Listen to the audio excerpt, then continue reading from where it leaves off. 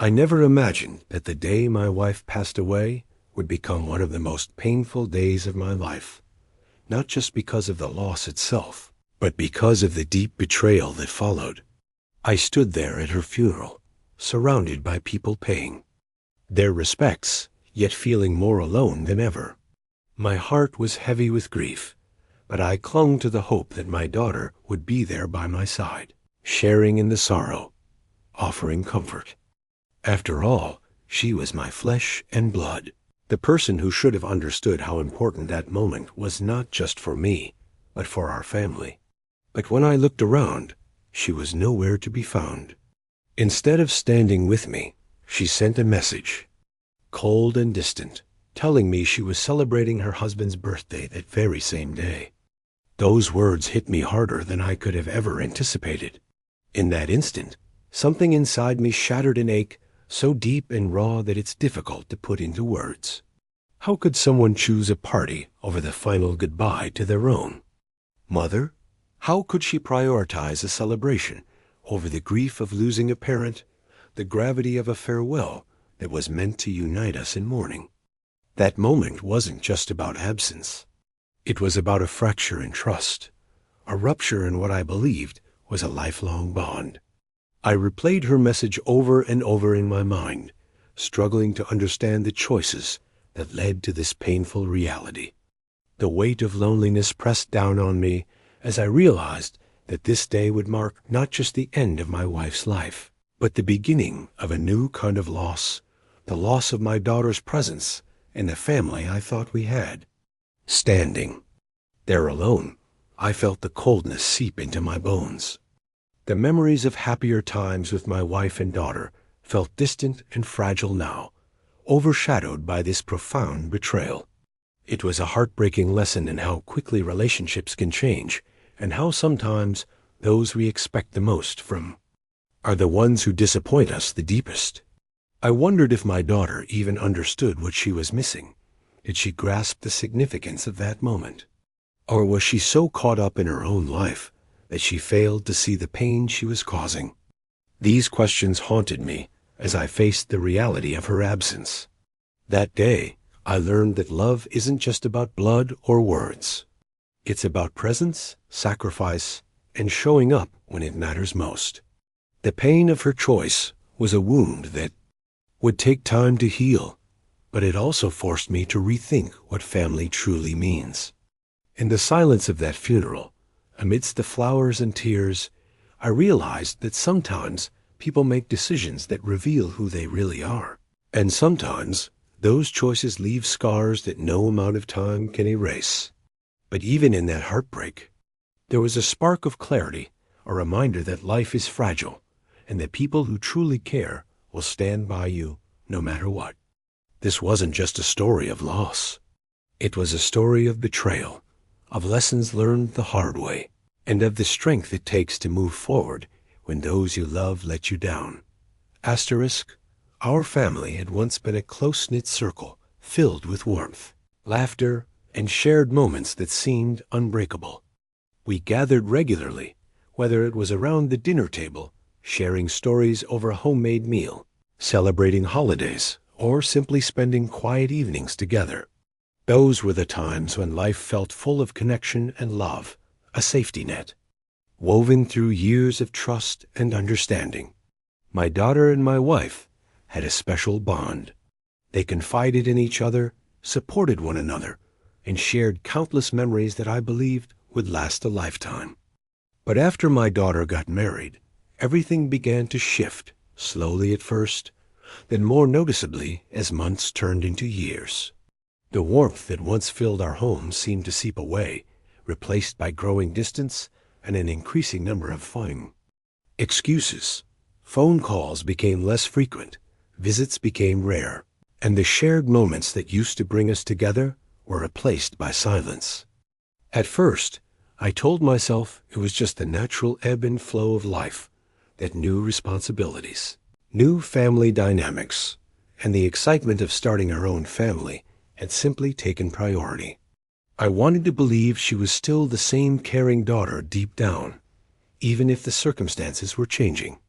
So I tried to understand, giving her space and time, hoping that the distance was temporary and that she would eventually come back around, reconnecting with the family she once cherished. I reminded myself that people change and relationships evolve, and that patience was the best way forward. But deep inside, I felt a growing unease. The distance wasn't just physical, it was emotional. The excuses felt hollow and rehearsed, like a veil masking the reality that something fundamental had shifted between us. There was a coldness in her words, a hesitation that wasn't there before, and a lack of genuine warmth that made every conversation feel strained. I longed for the days when she would share her dreams and fears openly, when laughter filled the rooms of our house, and when we faced life's challenges together. Yet, with every passing day, it became clearer that she was slowly pulling away, not just from me, but from the family and the love that had once defined us. Then came the day of my wife's funeral, a moment I thought would bring us back together in shared grief and support. I had hoped, perhaps naively, that in such a profound moment of loss, the bonds of family would overcome all differences. But her absence on that day spoke louder than any words ever could. She wasn't there, and her absence was a glaring void that was impossible to ignore. It wasn't simply about missing the funeral itself. It was the silent message her absence conveyed. It was as if she was telling us all that family, and the pain we shared, no longer mattered to her. That day, the distance that had slowly been growing over the years became a chasm, a fracture in our relationship that seemed impossible to mend. The pain was not just in the loss of my wife, but in the realization that my daughter had chosen to prioritize something else, something far less significant over being present with her own family in a time of heartbreak. It felt like a rejection, a turning away from the very people who loved her unconditionally. I was left grappling with questions I couldn't answer. Had I done something wrong? Was there a moment I missed when she began to drift away? Could our relationship ever be restored? That day marked a painful turning point, not just in the loss of my wife, but in the unraveling of a family bond I had always taken for granted. The silence that followed was heavy, filled with the echoes of what used to be and the painful recognition of what was lost. But even amidst the sorrow and confusion, I understood that sometimes people make choices that reveal their true priorities. And sometimes those choices leave wounds that take time and great effort to heal. That night, as the house settled into a heavy silence, I lay awake in the darkness, my mind racing through a flood of memories and unspoken promises. The weight of loss was suffocating, but it was the sting of betrayal that gnawed at me deepest. I kept hearing my wife's gentle voice echoing in my head, reminding me of a lesson she always held dear. Look after those who show up when it counts. Those words took on a new meaning that pierced through the pain and called me to make a decision I never thought I would have to face. It was a choice no parent wants to make, a decision born not out of anger, but from a place of profound clarity and survival. My daughter, the one I had raised and loved, who should have been my greatest ally in this time of grief, had abandoned us when we needed her the most.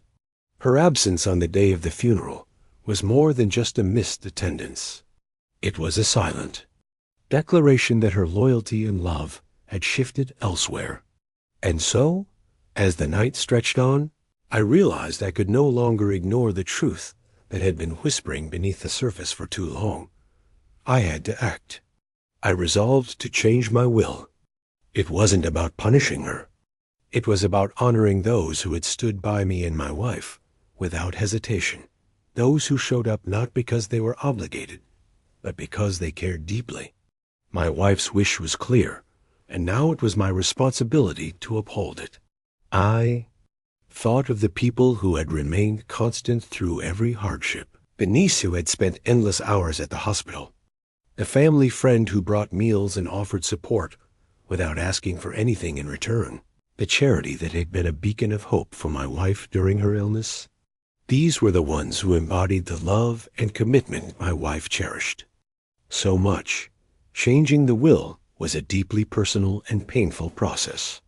It meant acknowledging that the family I thought I had was not the family I truly had. It meant letting go of the ideal I had held onto for so long, that blood alone was enough to guarantee loyalty and love. But it also meant reclaiming my peace, recognizing and rewarding the genuine care that had never wavered. As I signed the documents, I felt a mixture of sorrow and relief. Sorrow for the distance that had grown between me and my daughter, and relief that I was finally choosing to protect my remaining heart and honor my wife's legacy the way she wanted. This decision didn't erase the past or the love I still held for my daughter, but it did draw a clear boundary line between what was and what should be. I understood that sometimes the hardest choices are the ones that save us from further pain. I knew there would be fallout. My daughter might never understand why I did what I did, and she might feel anger or regret. But I also knew that this was not about her. It was about truth, respect, and standing up for what mattered most. In the quiet of that night, as dawn began to break, I felt a strange calm settle over me. The decision I had made was final, but it was also just the beginning of a new chapter 1 where I could finally honor those who loved us unconditionally and move forward with dignity. It was a choice made in grief, but rooted in clarity, a testament to the enduring power of loyalty and the strength it takes to protect the family we truly have. When my daughter eventually found out about the changes I had made to the will, the shock in her voice was unmistakable, laced with anger, disbelief, and a desperate need to understand why I had taken such a drastic step.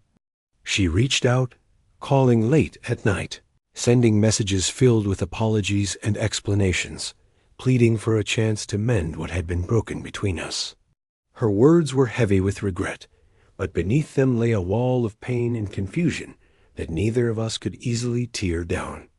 I listened, trying to hold on to the hope that we might find a way back to the closeness we once shared. But some wounds are too deep, and some lessons must be learned through the hard, often painful, journey of acceptance. This wasn't merely a dispute over money or possessions. It was a reckoning about respect and loyalty, about the sacred bonds that define what family truly means. I wanted her to understand that this decision wasn't made out of spite or punishment, but as a reflection of a lifetime of choices and actions that spoke louder than any words ever could. It was a mirror held up to the truth of our relationship, one that had been fractured not by a single moment, but by a pattern of absence when it mattered most. Watching her struggle to reconcile her feelings made me realize that sometimes love alone isn't enough to heal broken trust. Family isn't just about sharing a last name or bloodline. It's about showing up, standing by each other in times of joy and despair, and honoring the commitments we make to one another. The aftermath of this decision was messy and painful, filled with moments of silence, anger, and occasional hope. It forced all of us to confront uncomfortable truths about who we are and the kind of family we want to be. I spent many nights reflecting on whether I had done the right thing, questioning if there was another way to bridge the gap. But deep down, I knew that by protecting the people who stood by us, I was honoring the memory of my wife and the values she held dear. This story isn't just about wills or inheritance. It's a testament to the power of respect and the courage it takes to make decisions that preserve dignity in the face of betrayal. Sometimes the choices we make reveal our true character, not just to others, but to ourselves. And in those moments of clarity, even amidst the pain, we find the strength to move forward, redefine what family means, and hold on to hope for healing in the future. I'm sharing this story not to cast judgment or to sow division, but as a heartfelt reminder that love isn't measured by words alone. It's proven through actions, especially in the moments that matter most. Life has a way of testing us, revealing who we truly are, not through easy times, but through the choices we make when everything feels fragile and uncertain. It's in those pivotal moments when loyalty is tested, when hearts break, when forgiveness is both hardest and most necessary, that our true character shines through. Maybe you faced a similar kind of betrayal, felt the sting of someone close turning away when you needed them most, or been forced to make a decision that altered the course of your life in ways you never imagined. If that's the case, know this: you're not alone. So many of us carry these stories, these wounds, and these lessons. They shape us, teach us, and ultimately help us grow stronger. I invite you to share your experiences in the comments below, not just as a way to be heard, but as a way to build a community where healing can begin. Together, by opening our hearts and telling our stories, we can find comfort, wisdom, and hope.